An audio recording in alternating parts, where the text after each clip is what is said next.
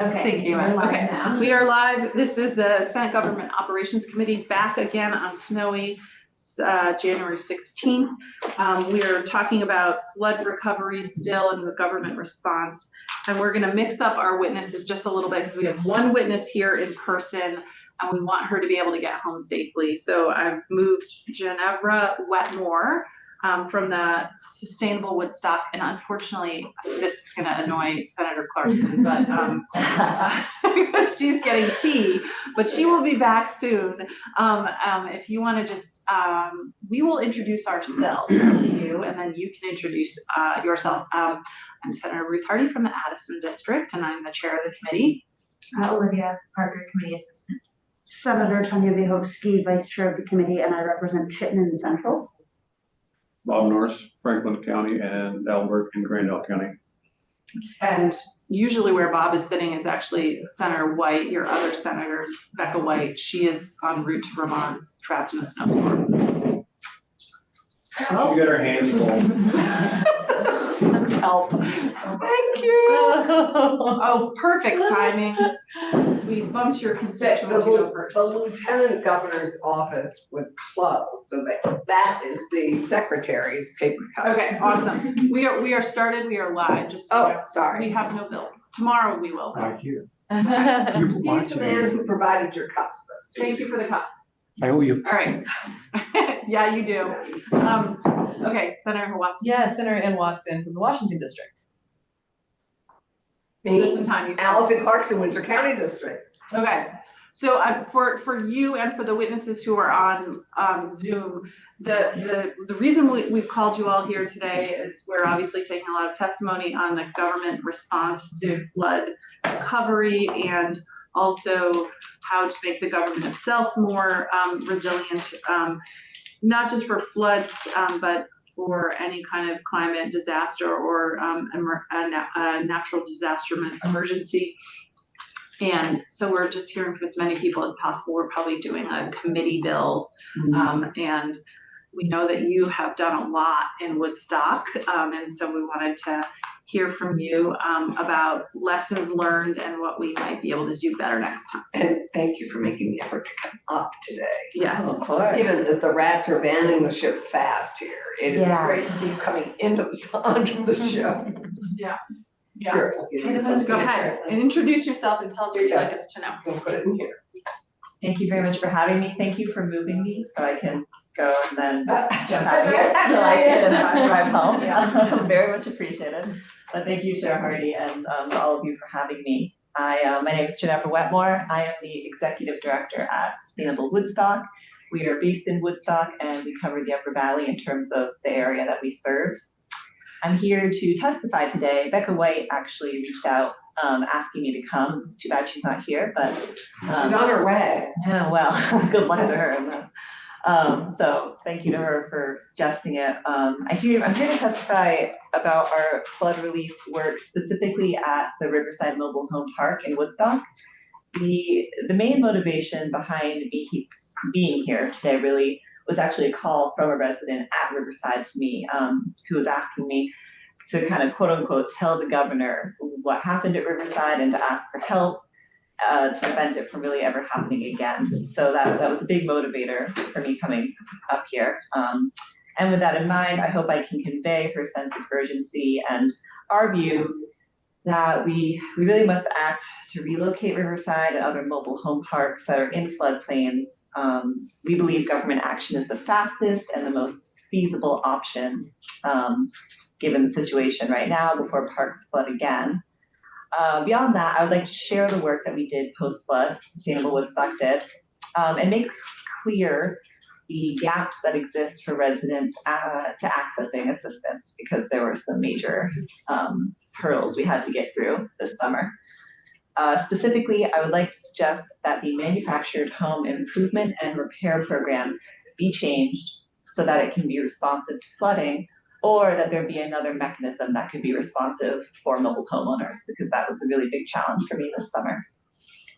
Just some background, if you don't know Riverside, it's a mobile home park. It's on the Ottauquechee River right across from the Woodstock Union High School.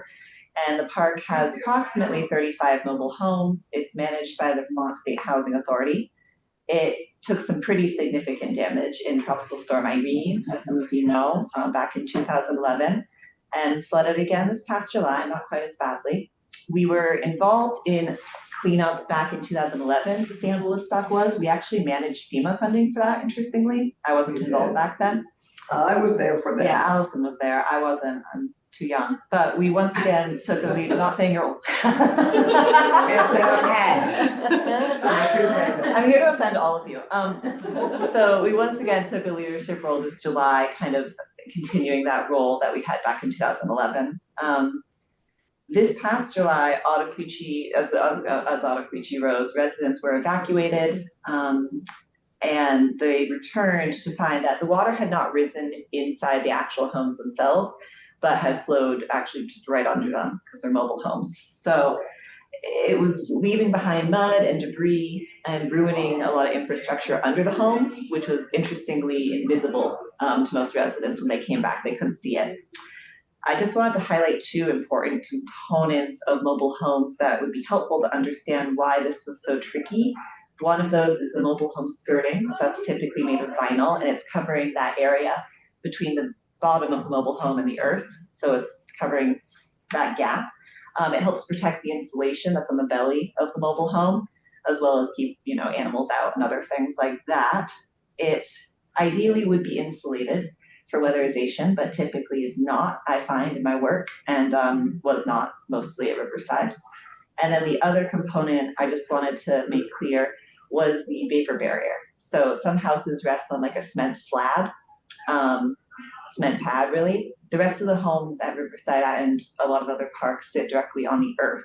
So in that case, it's pretty necessary to have a plastic vapor barrier on the ground, which is just sheets of plastic, good quality plastic. And that's protecting the home from things like mold, wood rot that would happen with moisture issues under there otherwise. So I just wanted to highlight those because it's pretty relevant to what we did. And I'll also say about half, so of the 12 homes, half were on cement pads and half were resting directly on the earth at Riverside that were flooded. And I can clarify that if you have questions going forward.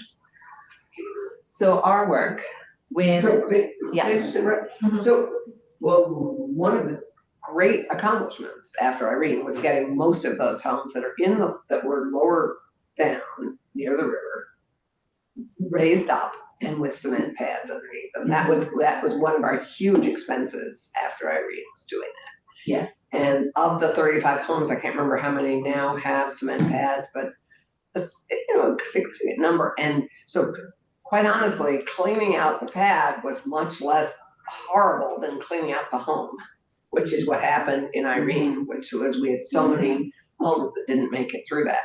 And so many homes that were washed down in the park itself, just moved. So, I mean, the improvements, having seen it 12 years later, is cleaning out the pad and even figuring out that the skirting is one of our challenges and was much better than having to replace the whole home. Oh, I imagine. And you're right. That was a big step forward. Yeah, a big win. And for the houses that don't have pads, it's a big problem. It's a huge issue because then you destroyed that plastic vapor barrier. The floodwaters destroyed it. So you have to redo the whole plastic vapor barrier. Otherwise, it's not a safe home. And you have to deal with the possible mold that began in the house in the intervening time. Right, to slow it down too. Yeah, thank you. Sorry, I just had to say, because we've been trying to also focus on the things we did learn and improve after Irene, and actually this was one of the things we really focused on. So our work, just to highlight it, so when the river flooded under homes, like I said, it damaged any existing insulation that was in the skirting, left a layer of mud that was hidden, residents couldn't see it. The skirting then trapped in this moisture, which is dangerous for the long-term home health because of mold growth and rot, like you said. So within days of the flood, about 3 days later, we mobilized volunteers to go to the park and remove that mobile home skirting to get airflow under the homes. The majority of residents, I would say no residents, knew this was something they should do. They hadn't looked under their homes and they actually didn't realize the water had even gone under their homes, many of them, because they hadn't been there, they'd been evacuated. So we removed the skirting to see where it had flooded. and to prevent just mud and water trapped under the home right where the insulation is. Many residents are elderly and disabled, and they couldn't have done this work themselves. We led 2 volunteer workdays, removed skirting from 12 mobile homes to let that air out under there. And then we returned a few weeks later with volunteers to power wash the slabs that had, the homes that had slabs, cement slabs. And we were joined by quite a few volunteers, including Senator Allison Clarkson, Ruth Hardy and her daughter Greta, Phil Baruth, Dick McCormick, and Becca White for volunteering with us that day. So thank you. We held a meeting with residents and Dale's Homes, Inc. That's a local contractor who helped the park recover after Irene. And residents expressed that they wanted their skirting replaced with insulated skirting if it could be, but otherwise they needed new vapor barriers, new heat tape on the pipes to prevent freezing in the winter.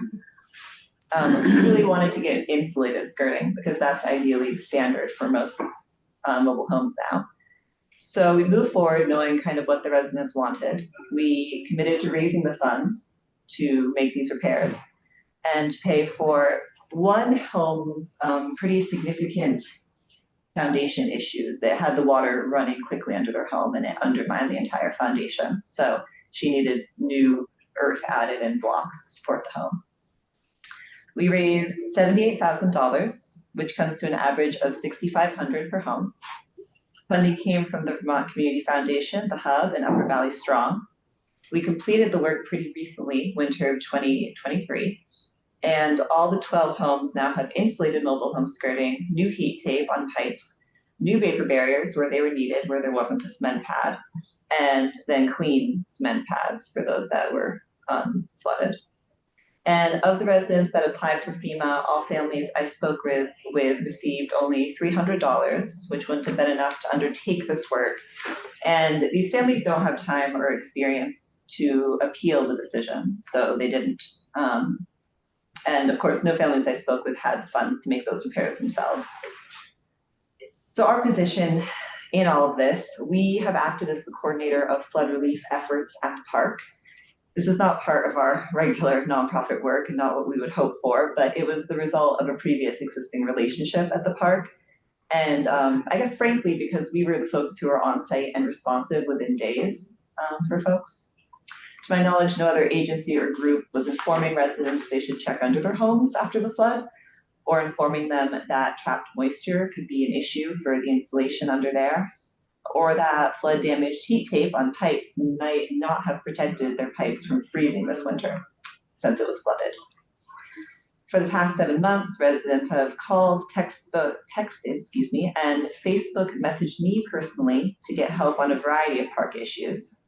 I'm very grateful we were able to accomplish all we did, but we're also a nonprofit. We have only 2 full-time staff and pretty limited capacity.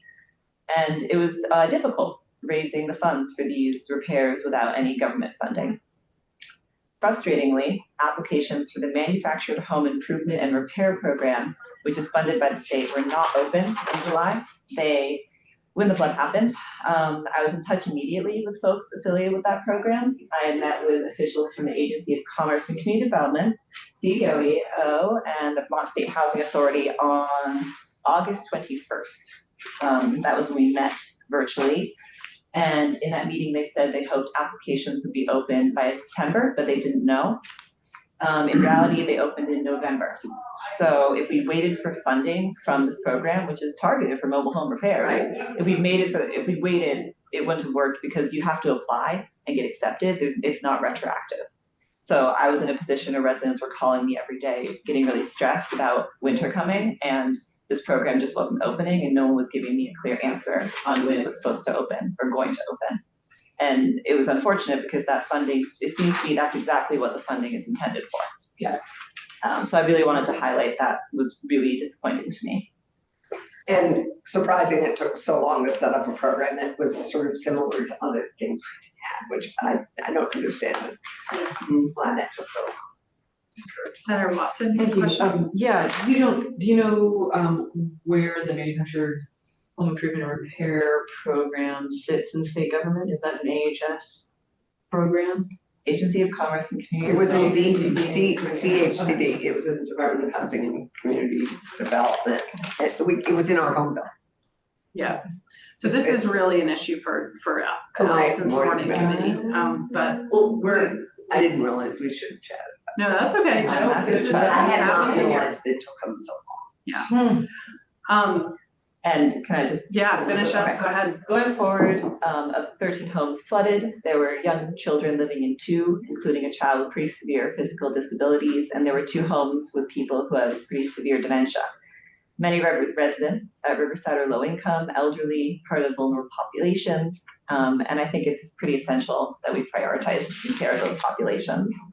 So going forward, communities like Riverside need timely resources after flood events. They need knowledgeable officials and caseworkers to be on site and inform residents, not me, who has actually no formal building experience, just what I've learned. Volunteer and relief organizations should come in and do physical labor, and an agency or organization should be funded to manage this work rather than a small nonprofit taking it on. The Manufactured Home Improvement and Repair Program, or another established funding source, I'm not sure, should be immediately available to residents to fund repairs in mobile homes if that was the intention of the fund originally. I would hope it could be available, rather than relying on foundations and grassroots groups, which is what we did in the end. And the bigger issue that a number of folks have asked me to convey is that they really feel you have to act to relocate Riverside and these other mobile home parks. I know that's a bigger, more complicated issue.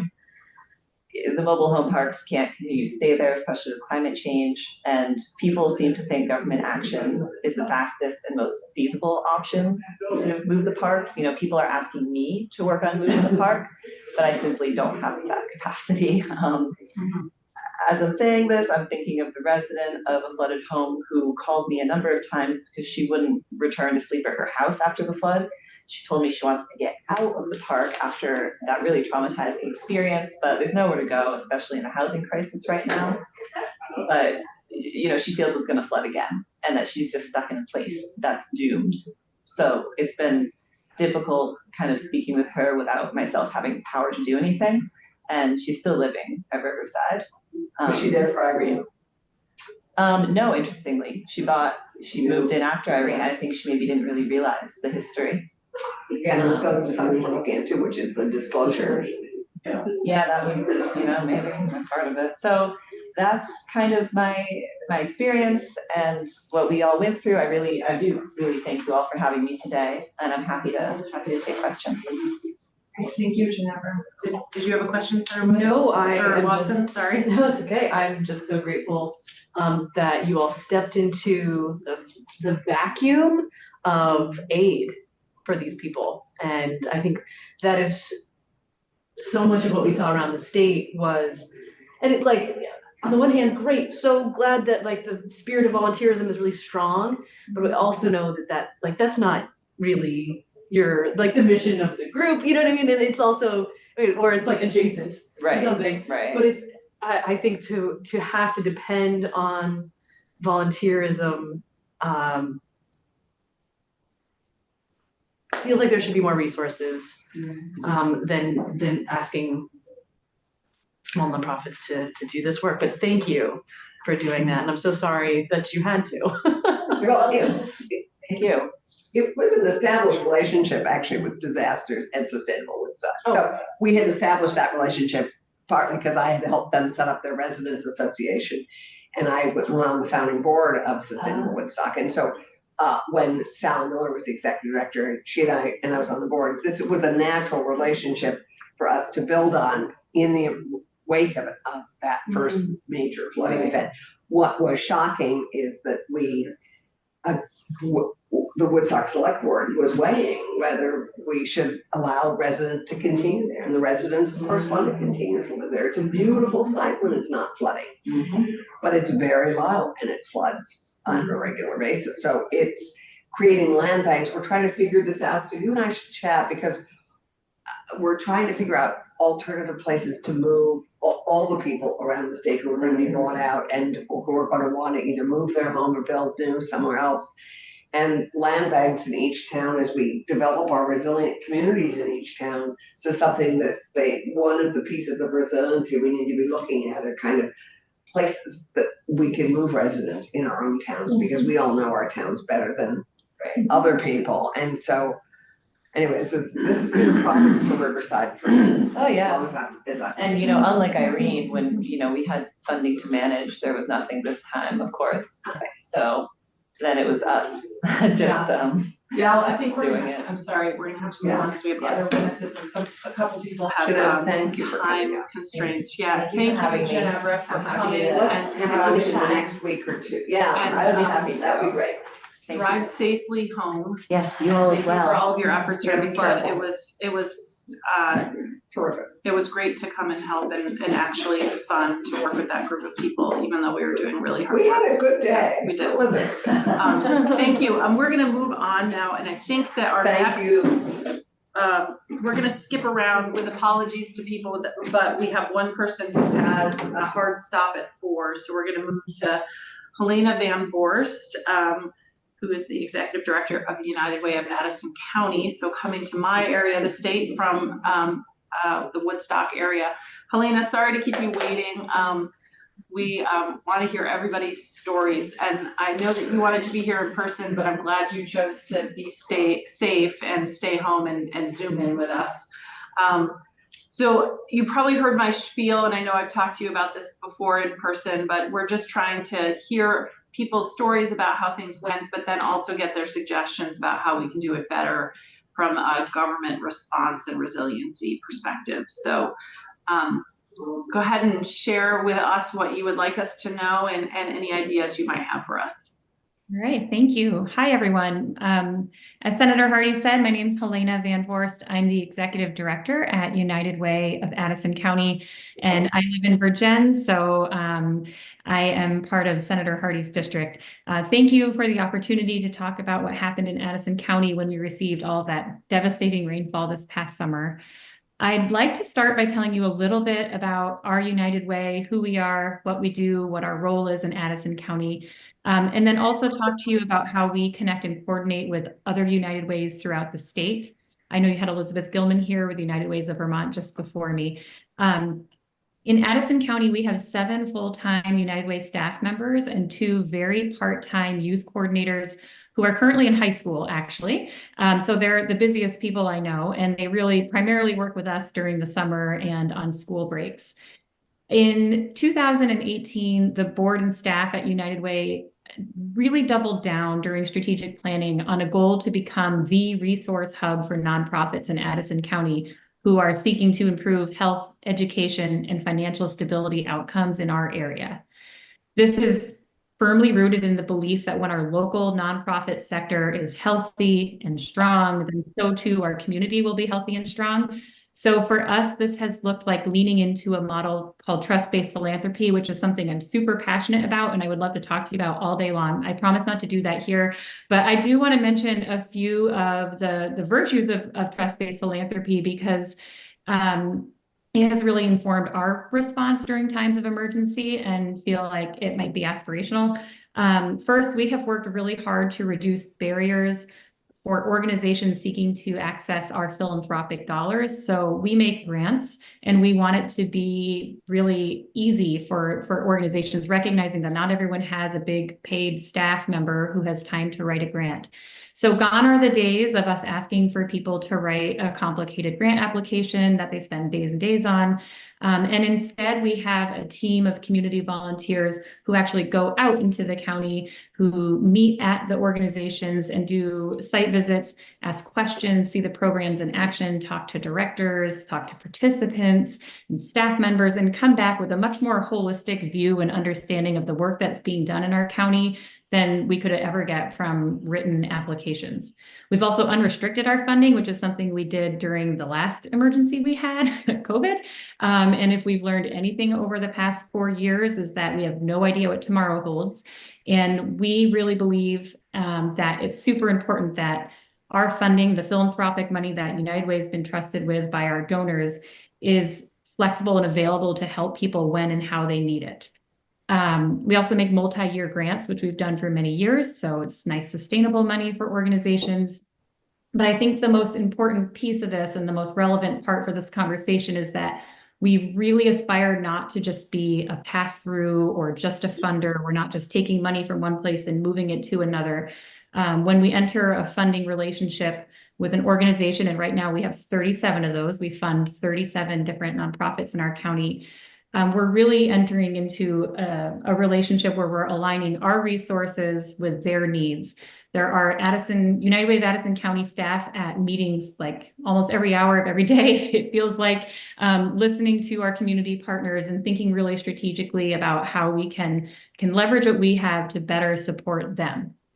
And so we're doing this in Addison County, and meanwhile, there are United Ways covering every other part of the state doing similar but different work. And one thing that I think is really cool and powerful about the United Way network is that if you had invited another United Way director here today, what they told you about how they work in their community might sound slightly different, even though we share the core mission of improving outcomes in our own counties.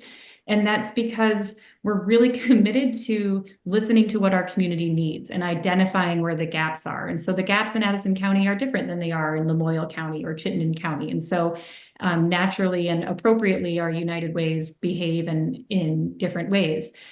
And yet we're all deeply connected and coordinating efforts and resource sharing all the time. So if we think back to the rainfall that happened in the summer of 2023, Addison County was in this really uniquely challenging situation where we weren't as impacted by the rainfall in late July as we were by rainfall that followed in August. And it left us without a disaster declaration or any support from FEMA. And I know Senator Hardy's phone began ringing around the same time my phone started ringing as people were reporting damages, but then not receiving any resources back to help them. So it felt like they were raising their hand and saying, I need help. And then no one was answering on the other end. So when it became abundantly clear that we were not going to receive the disaster declaration, I put a call in to our friends at Vermont Community Foundation, who launched the incredibly successful campaign for flood recovery, and let them know that Addison County residents were about to be undersupported during this emergency. And Vermont Community Foundation really swiftly and generously made a $60,000 contribution to Addison County Responds, which is an emergency relief fund we established in 2020 during COVID and didn't quite expect to be taking off the shelf and dusting off to use again, but it was there and ready when we needed it in 2023. This moved the United Way of Addison County Board to swiftly approve an additional $20,000 of our own funding. And within really a matter of days, the Addison County Responds Flood Relief Grant Program was up and running with a really simple online application that was available in English and Spanish, a comprehensive marketing campaign to make sure everyone in our community knew about it, and a steering committee of volunteers and community leaders who helped review applications as they came in. So the flood relief funding was available for 70 days from September 6th to November 15th. We received 82 applications from folks in Addison County. We made just over $102,000 in grants ranging from $250 to $3,000 to individuals that had flooded basements, damaged driveways, lost personal property, et cetera. The steering committee was really thoughtful when it came to trying to refer applicants to other resources and other programs whenever possible. Just like when we're making grants to organizations, we didn't just send this money and then leave folks alone. We stayed in communication and tried to help them access other resources. And one thing that we heard back over and over again was that it was really challenging when the programs that were available required them to put money up front and then wait for reimbursement. That reimbursement model really wasn't working for a lot of people. And I put my plug in, it doesn't work very well for nonprofits either when they're getting state grants or contracts, because if you're underfunded or in crisis or having financial strain, you just simply don't have the money to spend on, the high, efficient washing machine. It would be better to be able to have the funding upfront. In 2020, when we first launched Addison County Responds, we made over $250,000 in grants to individuals and nonprofits in the early days of the pandemic, before federal and state relief programs were established and running. And it became really clear that United Ways are very well suited to do that kind of work. We have the administrative structure in place. We have well-established community partnerships. We have a well-earned reputation for being conveners, for being problem solvers. And as we keep seeing over and over again, our communities look to us for help during these times. Today, I'm specifically talking about my United Way in Addison County, but I know this is true for United Ways throughout the state. And I feel like I would be remiss not to note that all of this work I've talked about today was done with private philanthropic dollars, so through fundraising efforts. And I just can't help but imagine what greater impact we could have if the state, like our local communities, also look to United Way during times of crisis, because I think we could help the state when they're unsure of kind of what steps to take, reach every corner of the state and serve Vermonters when and how it's needed. So I think my big ask is for the committee to consider United Way, not just in Addison County, but everywhere, as partners who have a real ear to the ground and the ability to help get help where it's needed. Great, thank you, Helena. Are there any questions? Senator Clarkson. So, Helena, it's lovely. Are all the United Ways as strong as you? Because that's not my impression. They are, yeah. We have a really great network of directors that meet every month. And yeah, it's a good, strong network. So I'm sure your network is strong. I guess I'm asking, I mean, our United Way in the Upper Valley is a shared one with New Hampshire, right? So it's a little less present. Right. Slightly. You're very present in your community. And I would say that, I guess what I'm asking is, are all the United Ways in all the different counties or regions, some of them are regional, like ours, as well equipped as you are to take on that kind of a challenge? Yeah, I would say there's varying levels of, we're all different sizes. I would say we're kind of, I think maybe second biggest. And so the different United Ways abilities may vary a bit, but the ear to the ground connection, I think, remains strong in every United Way. You are in a unique spot there where you are. With a United Way that's actually based in New Hampshire. Correct. The funding, I mean, I know the story because I was part of the story, so I know, but what needs, as you're still in touch with people, because I know that you're still talking to a lot of the people that we funded, what needs continue to be unmet for people? Were people ever successful in getting the Efficiency Vermont money, for example, for any of the appliances? I did not hear of any success stories, which might be a sign that people were, because if they weren't, we probably would have been more likely to hear back from folks. But I do know that the grants that we were making, you know, the biggest one was $3,000, and in some cases, people's bills were totaling up to $20,000, and we know there are cases where it was even much greater than that. So it feels like there is still a lot of financial need. We did hear from someone whose driveway is still not fixed and is almost impassable. And every time we get more rain, I just wonder how much worse that's getting. So yeah, people are still recovering. And what kind of relationship do you have? You mentioned, we heard from Elizabeth Gilman earlier, with 211s. Do you get the 211 data for the community, and how does that work? Who do you get it from? Yes, I get it directly from Elizabeth, and 211 produces reports for our specific county, so we can see exactly what calls were made and for what resource requests for any given snapshot of time. Elizabeth is part of our regular monthly meetings, so we get regular updates there. I'm also on the board of United Ways of Vermont, so representing United Way of Addison County, so I have a nice inside knowledge there. Got it. Okay. So that is one thing that we didn't hear from Elizabeth, is that we were talking to her about the data and who gets it and where it goes. So one place we get data on what the calls were. We're not getting like the actual forms that were submitted by people. We're just getting. You're not getting Ruth Hardy submitted a form because her. Oh no. Okay. No. Okay. No, we just get this many number of people called for these types of resources. Okay. The aggregate data. Absolutely. Okay. Senator Clarkson. So Helena, did you set up with these 82 recipients? Did you set up case managers for each one of them? Were they, or is it sort of one and done? Because in Woodstock at the hub, we set up case management for each one of the recipients and continue to work with a number of them that are still not out of the woods. Yeah, we did not set up case managers. We did not have a long-term recovery group in Addison County. And so that was not part of this particular effort. It's something that is being discussed in our county right now in relationship with Rutland County about how to do that in a future emergency. One thing that was a little interesting to me, because United Ways tend to support the systems and the networks that support people and not necessarily directly by direct services ourselves.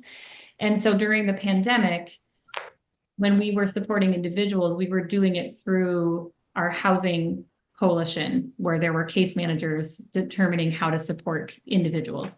And then we made grants to nonprofits, which is where we're really, really comfortable, right? It's getting money to nonprofits. And when the flooding was first happening, I kept reaching out to our network of nonprofits that I mentioned, those 37 nonprofits, and asking how they were doing and how the people they serve that were doing, and they were all fine.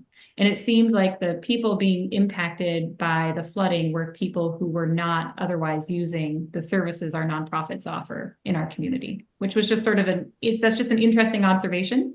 So I'm unsure of how many case managers would have been needed for the 80 plus applicants we heard from.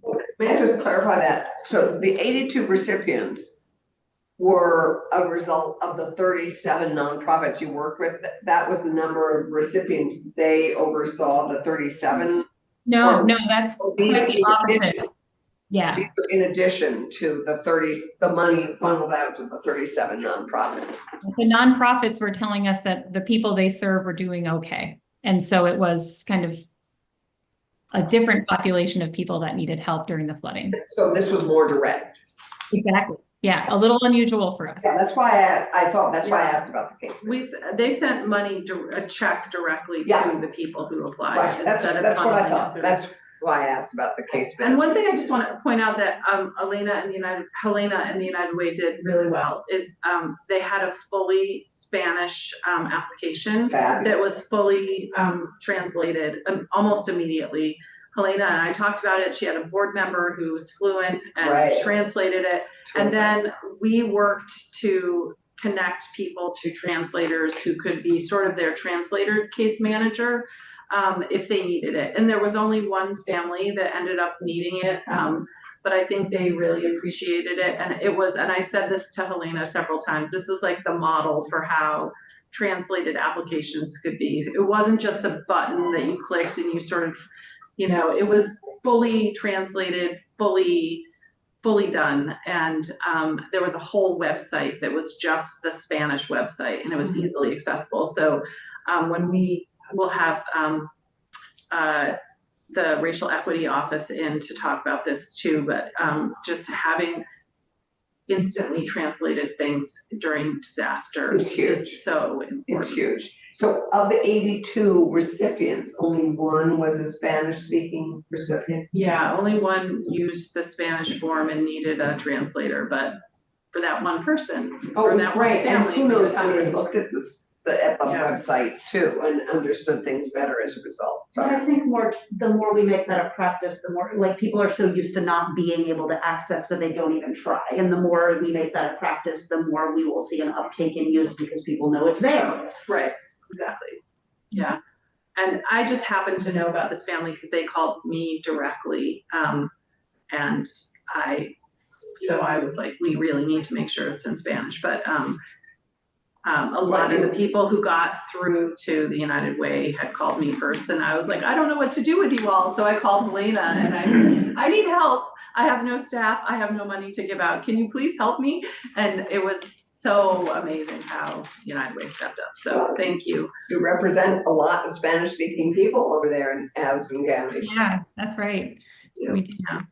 Well, I know you have a hard stop at 4, Helena, so I don't want to keep you. Did you have one more? Sorry. One quick thing, I heard you mention county government when you were talking with Elizabeth and how it doesn't exist. And so, and I know that I remember I'm having flashbacks to early COVID when ARPA money was coming, and I just would put my plug in again that when you're trying to reach kind of whole areas, the United Way network can be really helpful. Even if it's not the appropriate place for the money to land, I would just continue to invite us into the conversation, as we may be helpful to help in those situations. And hopefully we're not in a place where we have another disaster anytime soon, but I know the work you're doing is helping us be stronger and more prepared for the next time. And I really appreciate and value that. Thank you. Thank you. And thanks for everything you did in Addison County. It's truly appreciated by so many people. And we're appreciating the halo behind you, Yeah, actually. it's really nice. The beautiful mat is actually like a halo around your head for all the fabulous work you've done. Yes, you're angelic. You know, I told my board chair that when I have a question, I just move here and then it's a little more angelic. So It's great. It's just great. Well, thanks, Helena. Stay safe and warm out there in this storm. thank you. You all too. I hope you're either staying there or very careful on the way home. Yes, we will. Thank you. Take care. Thanks. We are now going to go back to Michael because he's been waiting online. Sorry, Patty, I know. Michael Gauguin, are you there? I see your name. There you are. Hi. Thank you for your patience. I know we bumped a couple people in front of you for a variety of reasons, but we are really excited to have you here now. And we know that the Vermont Bond Bank, you heard our introductions because you've been hanging out on Zoom. So I'm going to just, we know the Vermont Bond Bank has worked with the Treasurer's Office, and you have a grant program, no, you explain it. You have some funding that is available. So we wanted to hear how that's going and how anything we might do, lessons learned, things we might do better next time. Great. I'm just going to put my screen in full mode. For the record, I'm Michael Gauguin, Executive Director of the Vermont Bond Bank. Thank you all for inviting me. Like many others, I was hoping to be there in person to say hello and meet you all in person, but wanted to make sure I can get home on time. I know that seems like a luxury compared to what you have to do, but thank you. So, okay, I'm going to, I don't know, Olivia, if I'm allowed to share my screen or if you can share the presentation that I provided. You should be just given permission just now. Terrific. Okay. So I was going to do a couple observations. What I wanted to do for you all, we have kind of a unique position. We have something like, a little over 200 unique borrowers in our portfolio. We have a pooled loan program, and we're also the financial administrator of the state's clean water and drinking water loan funds. So those loans are actually in the bond bank's name. Combined, it's a little bit over $800 million in total loans. But one of the things we do every year is that we monitor the full scope of our portfolio. So we're taking financial statements from all of the individual school districts, fire districts, municipalities, et cetera, and making sure that, one, they're in good financial health, but two, we're entering in all that data in a data set and we can start to draw observations from it. So we've produced and published our financial medians for Vermont communities going now on 4 years. And we can now longitudinally start to observe some trends. So prior to the flooding occurring, making the best out of a bad situation, because of ARPA, because of, honestly, people waiting to do debt issuance as construction costs escalated, you saw the financial conditions of units of government around Vermont being very healthy. Cash balances fairly high. Unassigned fund balance, which is kind of what we look at as the clearest indicator of overall financial health and available resources, being at the highest point in the 4 years in which we've summarized and produced our portfolio medians. So that will play into the story in a couple slides here, but it just, I think, is a precondition that probably won't exist the next time this happens and is something to take into consideration.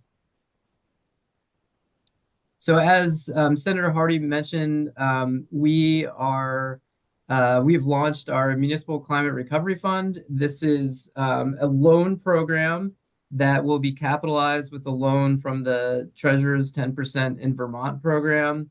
The idea is basically to provide low-cost dollars to bridge primarily FEMA reimbursements, but also costs that might not be covered by FEMA, for which a longer period of repayment would be helpful towards the financial sustainability of that municipality.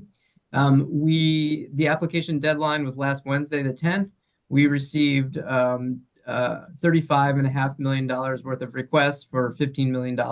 So it speaks, to the extent of both, I think, of the favorable nature of the program, but also the scope of the needs statewide. 19 communities applied. Vermont League of Cities and Towns, through their passive, I always forget what passive exactly stands for, but it's, their insurance arm, for a select number of communities, they will be helping further subsidize the interest rate to get to those communities that are eligible to very near zero, if not 0% interest on their loans. So a really great program that involved a number of different parties collaborating together. We've done a decent amount of research. This is the fourth similar program that we've observed across the country. Florida, North Dakota, and oh geez, I just had it up here. Florida, North Dakota, and North Carolina are all other states that have similar types of programs. Michael, could you just clarify I know the loans added up to 15 million, but what was the total ask? Yeah, it's right. It's actually on this next slide here. So, oh, okay. Yeah, so we have $15 million to lend. We received requests from 19 communities for $35.5 million. Right. And from these, we're still looking through the data and we basically said to communities, send us what you have, we'll figure it out. We want to make this as easy as possible. So we're still sorting through the data, doing our diligence on it, but we at least have some initial observations as to the scale of the impact in these 19 communities. And if we look at the law, one of the ways in which we're going to make decisions about allocation of the dollars is through what we're calling the disaster impact ratio, which is essentially the total losses plus unsourced revenue loss divided by some equalizing measure, which I think we're going to use Grand List. We're just trying to make sure that's fair to everybody. But through that process, we've been able to get some really high level observations. Median losses as compared to general fund budget is just about 1 times.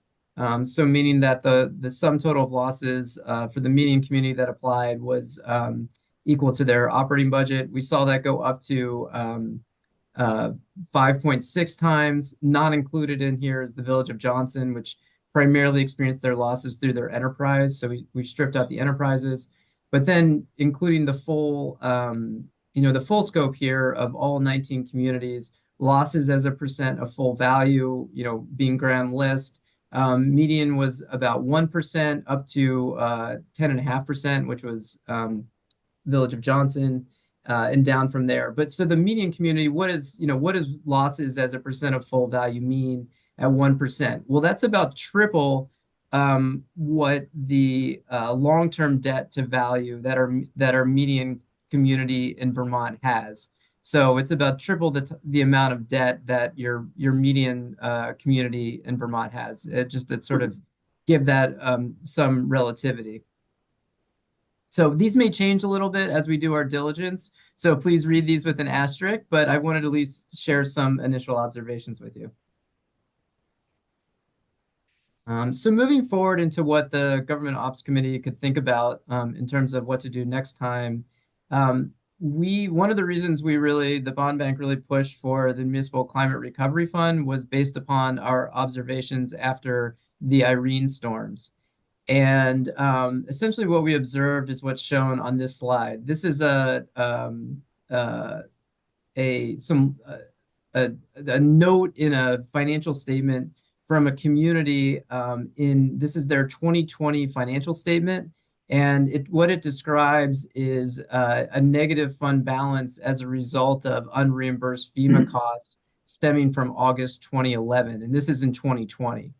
And so what we learned from this was that what is really important for communities is to have a medium-term debt structure that can accommodate unforeseen delays and that can allow the possibility of amortization over time in the event expenses aren't reimbursed.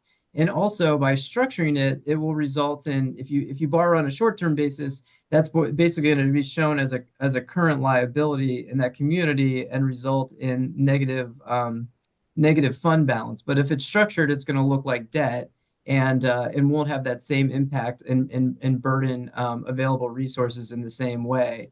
And so that was really a lot of what was our motivation behind pushing for the MCRF. And one of the reasons that we pushed for it to be a 2-year interest-only period followed by 5 years of amortization, so a 7-year facility. And then in terms of once you structure that, there's a number of options for that community to use to either eliminate the debt or restructure the debt as needed. They could either obviously use FEMA reimbursement, which is largely what we're expecting for the MCRF. They could use PAYGO, budgetary dollars in their operating budget, or to the extent those costs were for long-term capital projects, they could use long-term debt through the bond bank or others. So that was really our learning from 2011 that went into this and helped inform the structure of the MCRF. And then finally here, one thing for you all to think about is the nature of short-term debt in Vermont and the various approvals that are required. The way that communities that have taken out loans to date related to storm response is through what under statute is called a current expense note. And that is basically to cover liquidity needs over a 1-year operating period for budget overruns. And it can only be for 1 year. So, but then what you can do after a year's time, and this is not the bond bank's opinion, but the opinion of the bond council community within Vermont, is that after 1 year's time, that then note can be restructured into long-term debt. Both of those can occur without governing body approval.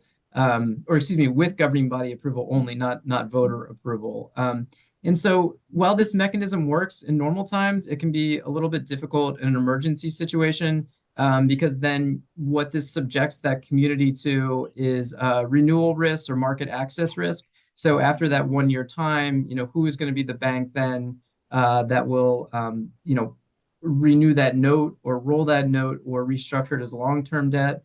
Also, there's uncertainty as to what the interest rate will be after 1 year's time.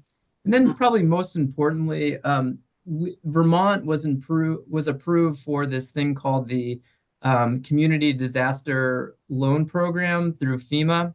I believe it was the first time that we were authorized to use it. And at its face in this environment, it wasn't super attractive for communities because what it does is that it allows them to borrow for 5 years at treasury rates, and then for cash flow losses primarily. So not FEMA reimbursable costs, but for lost revenue basically. And there's a fairly generous formula as to how it works. But the thing is, they only will allow you to do a 5-year loan. So in the context of Vermont, those communities that would have used this or will use this will need to go to voters for that approval. And which is it is what it is. But the benefit of this program is there's potential loan forgiveness. And we did some research, and although FEMA won't tell you this, more oftentimes than not, there's some level of loan forgiveness for the loan. So we've helped FEMA publicize this program because it can just sit on the shelf in case communities want to use it. But we're not aware of anybody that's actually moving forward with it, in part, I think, because of the obstacle of the voter approval. So, and then I guess the last thing I'd say is, in talking with the local bond council community, there might be some charters out there that allow for emergency long-term borrowing or emergency borrowing that can be of a term more than 1 year. But by far, the vast majority have to follow this current expense note followed by a longer-term debt issuance. After FEMA or after Irene, what happened is that many communities would just roll their current expense note because rates were very low, and it was occurring at the same time as the Great Recession, so there was low demand for bank loans generally, and so those two things kind of worked out, but that option isn't as attractive in this environment. Senator Clarkson? Michael, doesn't all municipal indebtedness require a vote of the residents? I mean, any major bond has to be voted by the residents. That's generally true for long-term capital improvements. There are these carve-outs for things like tax anticipation notes and these current expense notes. Right, but they're shorter term, right? They're shorter term, but there's a separate provision that and again, this is not the opinion of bond counsel, but has been used in this context, or not the opinion of the bond bank, but has been explained by a local bond counsel, that current expense note, if it can't be funded in that current year budget, can be structured as longer term debt with governing body approval only. So the impact of all that you just shared with us means what for the applicants competing for that 15 million in loan opportunities? What does that mean? Many of them have not been eligible, or am I just not clear? No, they'll all be eligible. Our homework is just trying to figure out a fair allocation method. I just raised this last point as something for your consideration as government ops towards the next inevitable flood response in terms of the limitations of emergency borrowing for municipalities. Yeah. I appreciate No, that's a really good point. And you have that in your document that you I do, yeah. It's the final page. Okay, perfect. Did you send those to Olivia? I did. So you are a prize witness on top of the system. Are there other questions for Michael at this point? Yeah, I guess my Senator Clarkson? question is, did you just cover this and I missed it, the time frame for your making decisions? Yeah, we're hoping to have our allocation methodology finalized by the end of the month, and then we're still working through the loan agreement with the Treasurer's Office. So our funding date will largely revolve around that timeline, which we're hopeful will be in February. Obviously, we want to do things as quick as possible, but that's an estimate at this point. That's good. I think the towns will really appreciate it. The faster you can get it out. Oh, yeah. Indeed. The better. Well, Michael, we also have a bill on our wall. I just want to ask you quickly about S-179 about flood recovery bonds. And it just gives the treasurer authority to issue flood recovery bonds. We heard earlier testimony from the treasurer's office themselves saying that they didn't think the authority was necessary, that they already really have that authority. But I don't know if you looked at the bill or have any, do you agree with that assessment? I'll defer to them. It seems like something they would have the authority for previously. I do have you can't see it from here, but I have a copy of a 1927 flood bond in my office. It certainly is interesting from a historical or marketing perspective, but in terms of the market, a bond is a bond. Okay, yeah, we were looking at that. I think the bill is based on the 1927 flood. Can you take a photograph and email that to Olivia? Yeah. That would be interesting to see. Cool. Senator Watson, you have a question? Thank you. So I'm trying to keep track of all the funds that helped people and that may now be depleted. And so one of the funds that you mentioned was the Municipal Climate Recovery Fund. This is something that other people have referenced. Do you happen to know, has money been basically spent down from that fund? Is it more or less depleted? And does it need to be? That's this That's fund. what this That's is. Okay. This is the bond. They just got the applications, they're about to make decisions. 15 million. They got Okay. 35 million in applications. Thank you. No, it is really hard to get, and I actually think we might need a sheet that lists all the Okay. funds. A graphic, a full That's graphic. what this is. Maybe I can task Olivia to start doing that. Or maybe Michael has staff. My Michael, apologies for not. Oh, yeah. Together. we have no staff, Michael. We have three people for about $1 billion in loans. Yeah, no, Um, you guys don't have to do that. We will put together a list of the funds and what they're, but thank you. This is really helpful. And, if we have further questions, we'll invite you back, especially as you get the money out and make your decisions. Maybe we can have you back in for a update on how things are going. Yeah, that sounds great. And we're working on some other things as well. Just for your knowledge, we're working with DEC on some ARPA dollars that might be allocated towards rebuilding longer term infrastructure in the water and wastewater sphere. And so that's just we're sort of working on that contract now. And then, to the extent we can't fund everybody or finance everybody through this Municipal Climate Recovery Fund, we are exploring other options in terms of the capital markets that we normally work with to help meet that liquidity need and that structuring need. So we're really trying to think through all options that might be applicable. But I think, one of the take-home messages, like, this need is not really going away over time. And so how do we make sure the resources are there when, communities don't have the same level of historically high financial health that they had going into this event? Right. And if you have any advice for how we could have this sort of something we can turn on when we need it, that's sort of Right. what would work best if we could figure that out. Yeah, agree. Let us keep working on the applications and the allocations, and we'll reflect on that and come back to you. Excellent. That sounds great. And Woodstock's quite excited about you working on that water and wastewater work.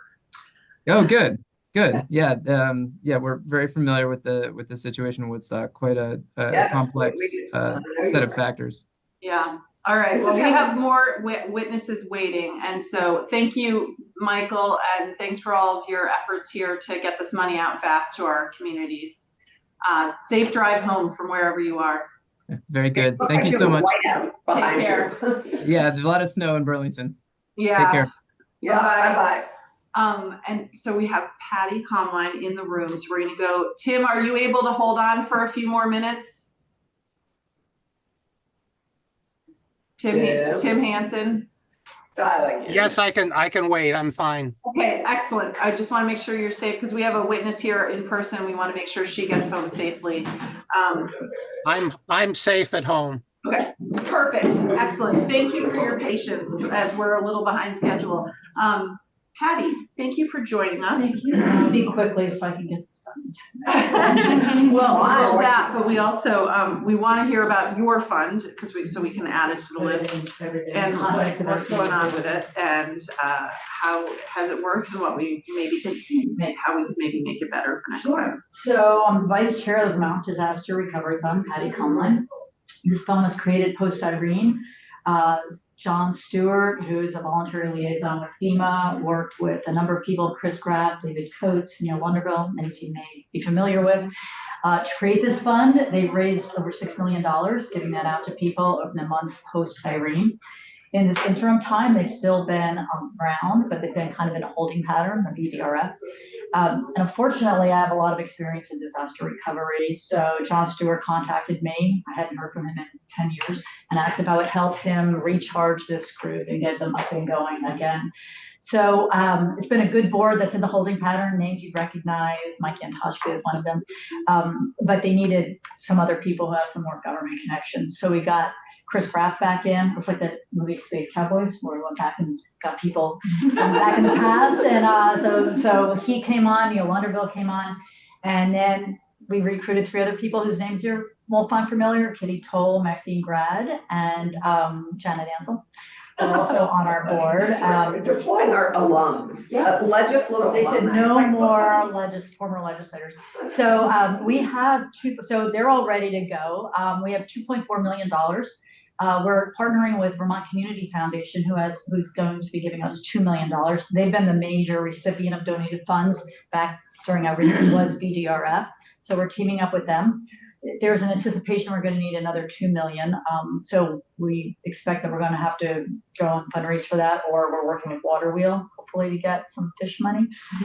So how the requests come into us, which we're waiting for, the long-term recovery groups that you have heard about, right? They're regional. I think you heard Addison does not have one, but these long-term recovery groups are around the state. They're going to coordinate with case managers who are currently being trained. There are 9 positions funded by FEMA.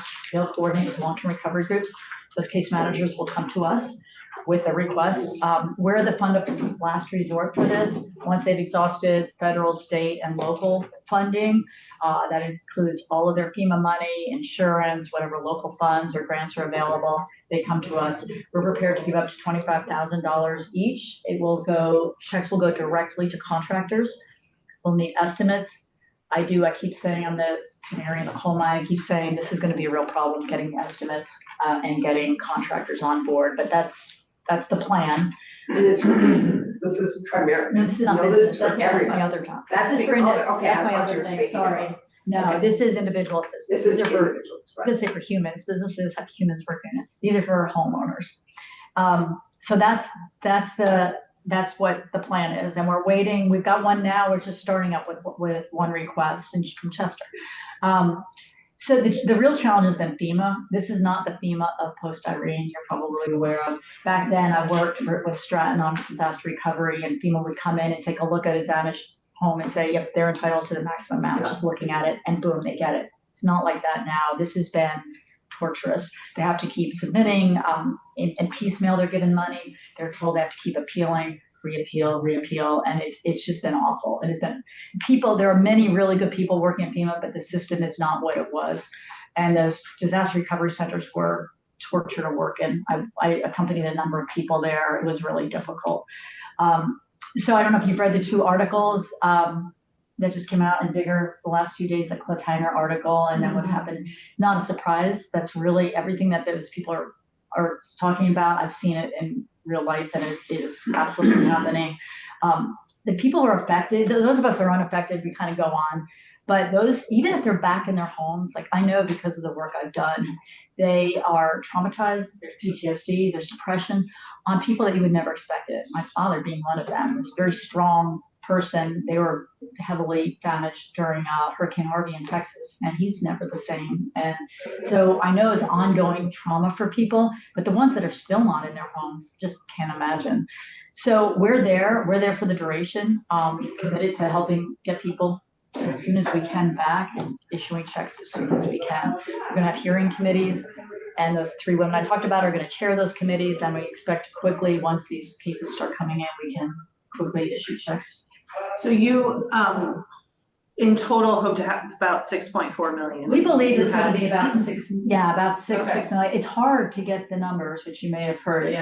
Yeah. So they did a back of the envelope, Ben Rose, Vermont Emergency Right. Management, kind of did a back of the envelope. That time it was 5,800 people were reported with damage. 10% they expect to still need help. And out of that, the average amount of money, and they just kind of And you're only doing like construction, construction, you're not doing sort of the softer needs, so to Yeah, speak? we will do the softer needs if necessary. That's up to 25,000, but yes, we have different categories and we will do those as well. We would hope that by the time it gets to us, those needs have been met, but if not, we are prepared to help with that. Okay, and so why did it take so long to get up and running? Was it just because it was sort of on hold or? No, dormant? we're ready. It's been the long-term recovery groups have to form, the case managers had to get, our asks have to be filtered through the FEMA case managers. They had to hire them. We're actually ahead of where we were in Irene, we've been told, but it's us waiting on getting those case managers trained, getting them working with these long-term recovery groups. We have on our board Samara Coble, who was a case manager. She is now case manager at large, and she's going to Addison. She's going to some of the areas where FEMA's not covering, and she's helping. So we've got someone. Okay, because I was referred to your fund by Ben Rose in August, trying to help a family who's in Representative Conlon's in my district, and was turned away pretty bluntly by Samara, saying, I've never heard a request like this before. We don't do this kind of thing. And it was for a more soft, it wasn't for reconstruction, it was for rental assistance for a family who'd lost their home. And I was bluntly turned away. And I was referred to the fund by Ben, so. Yeah, that's a thing, but I can't speak to that. Yeah, obviously it wasn't you. Yeah, so I wasn't there. But it was strange to me because the fund wasn't up and going when people were needing it. Yeah. And It is now. it's But just. also, like, we got some other random requests. We looked into it, found out we had to vet it through. There's a process, vetted through, and found out that it was not a viable request. So there are steps But if like it's that. a private fund, why are you hampered by the FEMA process if you're? Right now, the way we're working with this flood, that we're working through those case managers, and there's a process. So like I said, this one case just came to us and it looked like something we wanted to fund. And when I went back and checked with the long-term recovery group where it was not a viable request. So we can't just grant the money without vetting it, it is. Well, yeah, of course, but is there an application process? There's an application, we've got an application now, we're finalizing, we've got an interim application for a current case we've got. But again, we just recharged it. Yeah. And so getting it up with people on board that will be able to react quickly. Okay, is there a way that we can set it up so that next time it can be recharged more quickly? I mean, it With seems the to long-term me. recovery groups, yes, there will be, we are in conversations with Vermont Community Foundation about how we can work together on a more permanent basis, Okay. and then it'll be able to be pulled up. The Vermont Community Foundation was like immediately had money available, and this fund, I mean, 6 months, almost 7 months later, isn't up and running, or is just now It getting is. up and running. Yes, it is up and running, so Okay. I can only speak to it since I've been there. Yeah, I understand. Senator Bukowski. So to be eligible to access funds from this, one needs to be a homeowner. Yes. Okay, thanks. Primary, it's gotta be their primary home. Could they be Primary a residence, renter? sorry, excuse me. Could they be a renter? Assistance? It's really for home repair, but yes, I believe so, but that's an interesting, like, I should know that. And, so let me just go verify that. We have not, I should know that. Okay, Senator Clarkson. Yeah, so Patty, talk to me about your case managers, because the hub in Woodstock, we just never stopped. I mean, after Irene in some ways, and then COVID, we reactivated what was called, that we started the Woodstock Area was Flood Relief Fund, and then we morphed it into Woodstock Area Relief, and then now we're calling it the hub, and we have case managers, but they're all some of them have professional experience, none of them are professional. Are you training case managers that are professional, or are you also using volunteers that are trainable and are? We're not doing that part, they work with Oh, us, okay. so they're funded by I'm sorry. FEMA, nine case managers. We have one kind of at large, but for the areas that were covered by FEMA is paid for these case managers, they're being trained, they're working with SEVCA and Capstone, and then they coordinate with the long-term recovery group. is your group in Woodstock coordinating their long-term recovery group? These are or our what? long-term. They are the long-term recovery. Yeah, there's one in Londonderry that's like that too. So Yeah. they will work with this case manager and then bring those cases to us. But for how, like, one thing that we're working on separately, so I do work for Stratton as well, to your question of what you all could do. So working with, so I went down to work in Stratton this summer, and there's an area in Manchester that has a neighborhood of smaller homes, and they flood all the time. And so a lot of them got flooded. And we're like, we don't want to keep giving money to these people. It constantly happens. So we're met with Seth Baumgart's, like, what can we do with giving a chunk of money to prevent this from happening going into the future? So we provided consulting, an architect to consult with all these people in the neighborhood that had meetings, 40 people, and what they can do in their basements to make them more resilient, whether they move everything up and have a bump out building that takes care of their HVAC, their electric, and their washer dryer, or just moving things up. And the feds have a 75% match for a program to do all this work. So we're partnering with Seth, we being Stratton, partnering with Seth, they're providing some of that support and helping with, these grants and things. So I also just talked to Mike Marcotte about businesses that might need some consulting work and how to be resilient. We talk about resiliency, but what does that look like? So providing some people, some guidance to businesses, not to the businesses who own property or homeowners, and how they can flood-proof their homes for the future, so we can prevent this. Because we can talk about resiliency, but what does it look like? Right. Well, Yeah, so you raised it, could you just briefly touch on the work for businesses, because that was money you raised immediately and was immediately helpful. And we do And still have for some. that, I am so all Thank you. over businesses. Thank It's you. so great. So right after the day after the flood, or the day of the flood, I contacted Todd Bailey, who had started this fund during Irene, for businesses, and we knew they needed short-term money as they just plowed through everything they have to deal with. So we started a fund. We raised $840,000. We gave out $2,500 grants very quickly. Did not do it, unfortunately, in Montpelier, which was so frustrating to me, because one of our major donors going to put a condition of, we're giving Montpelier money. This is for the places that don't have the infrastructure that Montpelier does. Fair enough, I guess. It was hard for me living here. But we dealt with Montpelier and they understood. Stratton was another area. Stratton gave businesses $8,000 each, so did not give this fund. But this fund gave $2,500. We had an advisory committee, and we just very quickly were able to turn around grants. We're still getting requests, and we still have money. And what, remind me the name of the fund again. The Main Street That's right. Flood Recovery Fund. It was It's a terrific. very quick grant. If you know of anybody, we sent you all emails because we thought you all might, have Okay, businesses. some of us area. responded. A lot of businesses, it was great. We've looked because we still have money, but if we went and reissued and just exhausted our fund right now, I think everybody would get like $500. Like, we don't really want to do that. We funded the local group that was doing the recovery, Melissa Bounty's group here. No, I forget the name. Montpelier Live. No, the economic development group that was giving guidance for all the small businesses in the state, and we funded that for a few months too. Right. For that, because that helped all businesses. That's the that's the law school and the SBA and that. Anyway, Yeah. so we did that as well. Right. Okay. Well, thank you for your mobilizing. Is it Nothing do like this getting all this or trained go to the gym? I'd much rather do this kind of work than. Yeah, but I'm with you on that. we all trained on Irene and you really, Well, right. Thanks.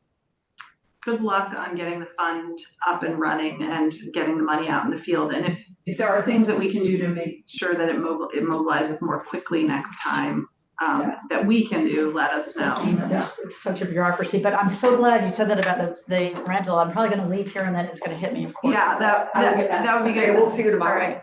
Thank you, Patty.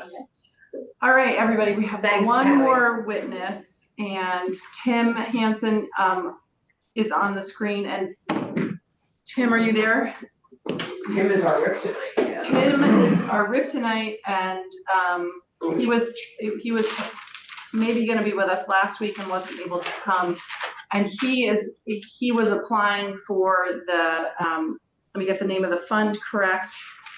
It's the Municipal Climate Recovery Fund. that is through the bond bank. Hey, Tim, how you doing? I'm pretty good. Good. I don't know if you were here for introductions, so we're just going to do a quick round of introductions so you Sure. know who you're talking with. You know me, Senator Ruth Hardy. I'm the chair of the committee, and I represent you and the Addison District. Olivia Barger, committee assistant. Tanya Behovsky, Vice Chair, Chittenden Central. Bob Norris, Franklin County and Elbert. And Hey Tim, Peter Conlon. Hi. How's it going? Good, thanks. Senator Ann Watson from the Washington District. Allison Clarkson from the Windsor County District. Hi.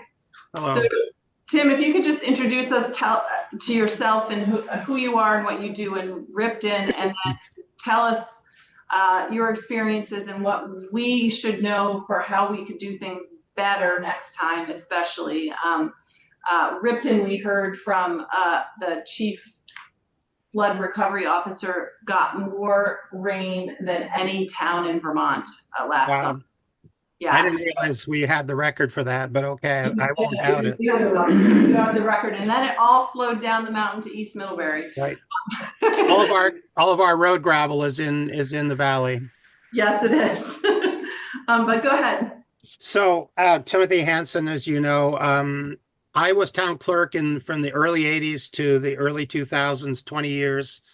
Then I went to be a full-time nurse, and then I came back 5 years ago to be selectman, and a couple of years ago our road commissioner died, so I was volunteered to be road commissioner. So I was both road commissioner and selectman for the last 5 years. And before the flood, it was not bad, but you know, the flooding, the work around the flood has been extraordinary. Yeah, the amount of work, and I don't know how other towns have managed, but you know, we're still struggling to get through it. I sent you written material, so I'm gonna, because it's late and stuff, you can look at that stuff later. I also sent you some pictures of some of our damage. I don't know if you have access to that or not. It's, you know, a flooded road's a flooded road, but it certainly was an issue. We had about $100,000 worth of damage in the July flood, and we were just finishing that up when the second flood came August 3rd, and we had about $450,000 worth of damage in that flood. We don't have a lot of money. I mean, our road budget for the whole year is 450. So that basically wiped everything out. We have been saving, as it were, for years, and we actually were able to cash flow everything. But we have no reserves right now. So we really need the bond money, and I was a little distressed to hear that less than half the money needed is available. I don't know if there's anything that can be done about that. We may have to do some local borrowing if we don't get our full amount. But I mean, anything is better than nothing, but it was hard to hear 15 available and 35 asked for. But Yeah, it was brutal. you know, it's brutal. But we've been putting money away in a thing we call the major project fund and this and that. So we had the money to do it, but now we have nothing. And I think we're better off than a lot of towns, but who had to borrow right away. Relative to the specific questions, was government response effective? VTrans was great. Brian Sanderson from District 3 was on the phone with us immediately. He showed up with a team within a few days. He did a very important technical analysis of the situation with yards of material needed and length of ditching needed to be reconstructed and so on. So areas beyond our local expertise. And these numbers, this data was so useful for FEMA because we could plug those numbers in to their spreadsheet and hugely helpful. Balint came down, Congresswoman Balint came down and helped push we had the one house that was completely destroyed, and those folks are now living in a new structure that they now own. And so that had a happy ending, but that was useful. a shout out to a guy called Jaron Borg, the river management engineer. He's been down to our area 4 or 5 times. Tremendous fellow, helping us size culverts and other such things. So so DEC has been very helpful and very responsive. So yeah, really happy with the response. FEMA also came quickly and have been, I choose my words carefully. We love FEMA. They have given us, over the course of the last 30, 40 years, probably $2 or $3 million. We love FEMA, but the process, I'm glad to hear other people are struggling with it too, has been incredibly arduous.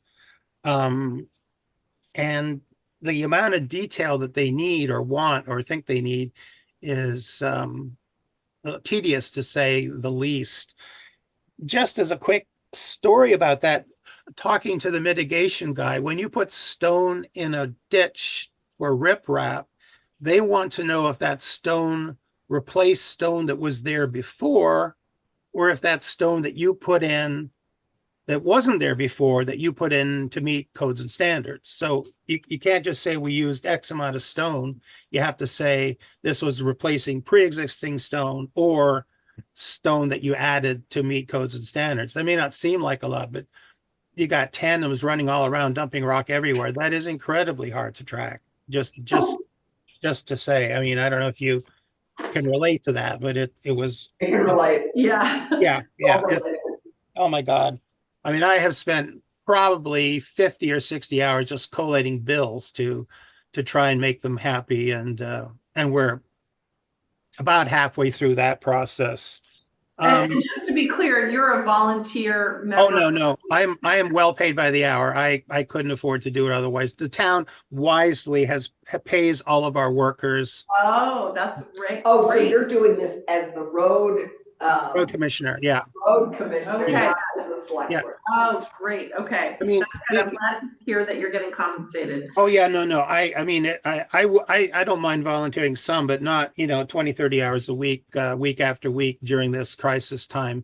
And the town has always understood, I think, that you have to pay, you have to pay people. I mean, anyway, that's how the town has felt. And, yeah. I mean, I think, and it's reimbursable by FEMA anyway.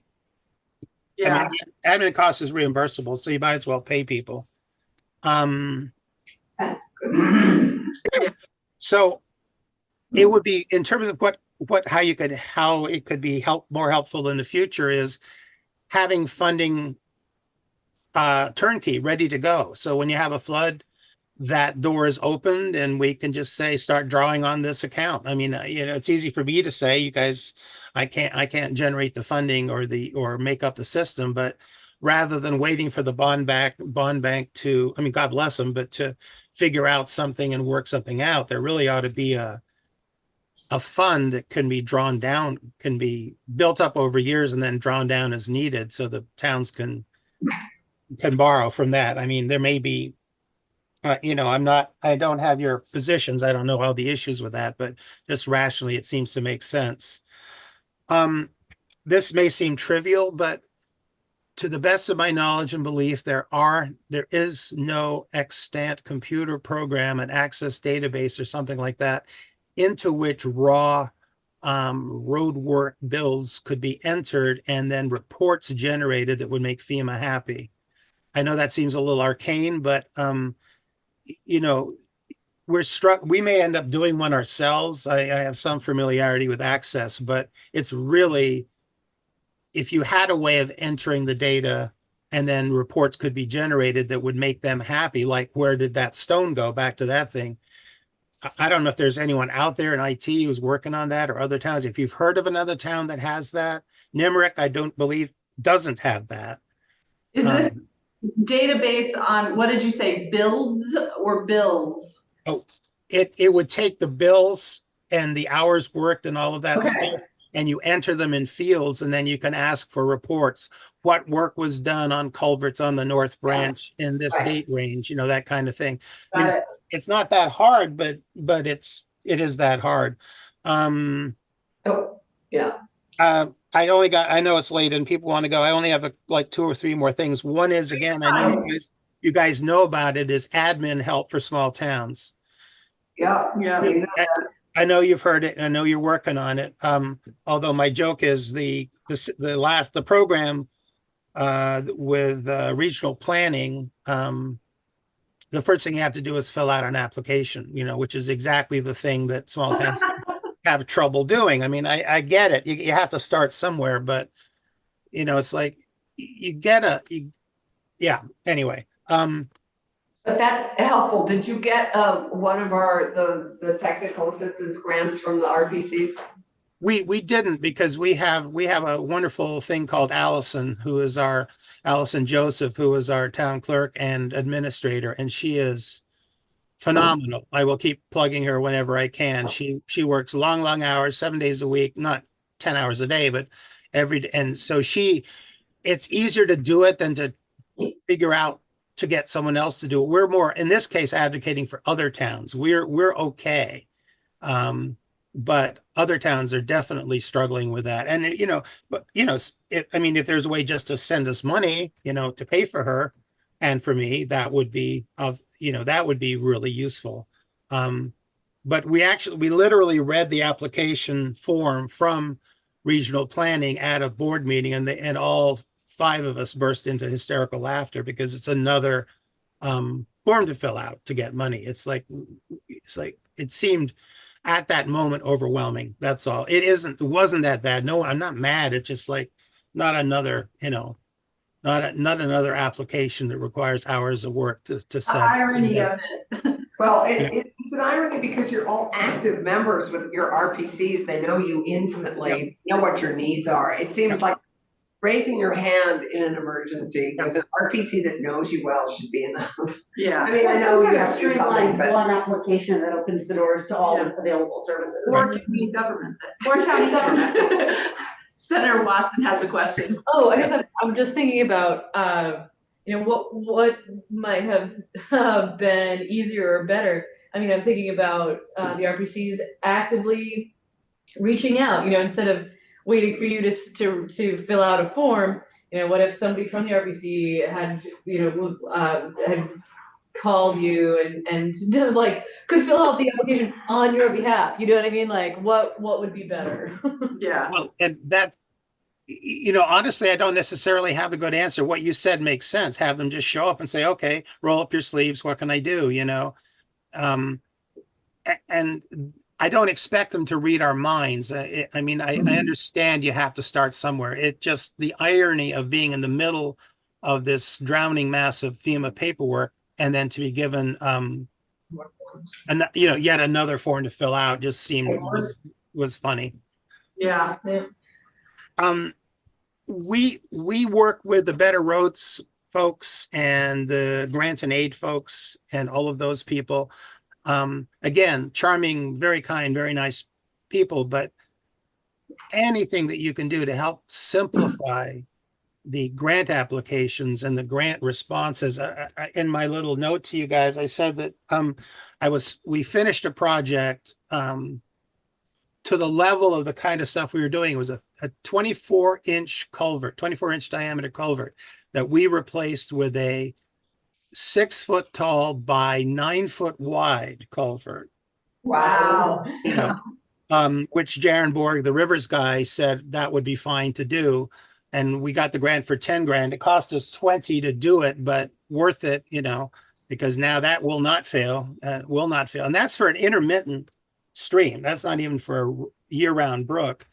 And in the request for funding, I found this like small print that said we need pictures at the beginning of the project, no problem. The end of the project, no problem. And during construction. Well, construction was during the flooding.